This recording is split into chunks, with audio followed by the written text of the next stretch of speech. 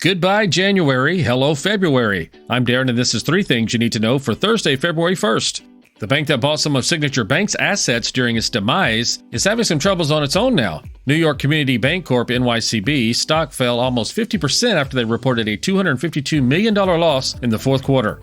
Other regional banks felt it. President Macron of France has a farmer problem that keeps getting worse. Many convoys of tractors are making their way to Paris and other locations to protest their pay and lack of protection from foreign competitors. They also want less government involvement. There are reports of 10,000 protesters blocking 100 different spots on major roads. A judge has voided Elon Musk's $56 million pay package, citing that the board of directors didn't prove it was fair. Judge Kathleen McCormick told both sides to agree on how Musk will return compensation. Trade while you're sleeping across time zones with Arbitrage Trade Assist. Sign up today at arbitragetrade.com. Arbitrage Trade is your trusted source for business, finance, and tech info. Uh-oh, Brad's buzzed. Oh, yeah? Yeah, he's starting with the woots. And now a speech. I just want to say that friendship is about heart and brain. Who's with me? Good thing is, he knows when he's buzzed. And my brain is saying, when it's time to go home, somebody call me a ride. Love that guy. Me too. Know your buzzed warning signs? Call for a ride when it's time to go home. Buzz driving is drunk driving. A message from NHTSA and the Ad Council. The dark truth. Daniel writes, large banks and institutions are often perceived as predatory in financial markets, operating covertly. Although they can exhibit predatory behaviors, their activities occur not in the shadows but in dark pools. A dark pool is a term used to describe situations where institutions trade large volumes of stocks, known as blocks, in a private exchange.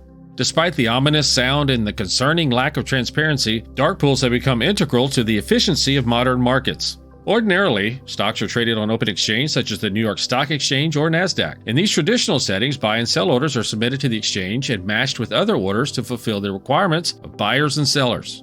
All these orders are publicly visible. While this promotes transparency, it's not ideal for an investor needing to quickly move large quantities of stocks. Enter dark pools. These private forums allow investors, such as mutual funds or hedge funds, to trade substantial blocks of stocks anonymously. This anonymity enables investors to conceal their trading strategies, prevent significant market fluctuations, and access high levels of liquidity more rapidly than what traditional exchanges might offer. Trading through dark pools often yields pricing and cost benefits for institutions, like mutual funds, which can in turn benefit retail investors. Although dark pools are legal and regulated by the Securities and Exchange Commission, or the SEC, their lack of transparency has raised numerous concerns. There have been accusations of institutions engaging in illegal front-running of large block orders before executing their clients' trades in the dark pool. Despite instances of misconduct in dark pool operations, these entities contribute additional liquidity to financial markets and have become a cornerstone of contemporary trading. In conclusion, while dark pools have their drawbacks, particularly in terms of transparency, they play a crucial role in the modern financial landscape. They offer a mechanism for large institutional investors to execute significant trades efficiently and with minimal market impact. Stop watching and start living using Pips, our AI bot. Go to arbitragetrade.com and check out Arbitrage Trade Assist. Kids across America are going to school hungry. Millions of kids every day. But one simple thing can help change all of this for a hungry child in America. Good, healthy food and the energy it brings. With help from caring people across America, No Kid Hungry is providing healthy meals and hope to hungry kids so they can build better futures. To learn more about ending child hunger in America, go to helpnokidhungry.org today. Pips, Pick of the Day! And it's Throwback Thursday. I give you picks of the day every Monday through Wednesday, and on Thursdays I review all of the Pips wins over the months. Pips makes it easy for me because it's got 12 indicators. This week it's Syros Pharmaceuticals. That's SYRS.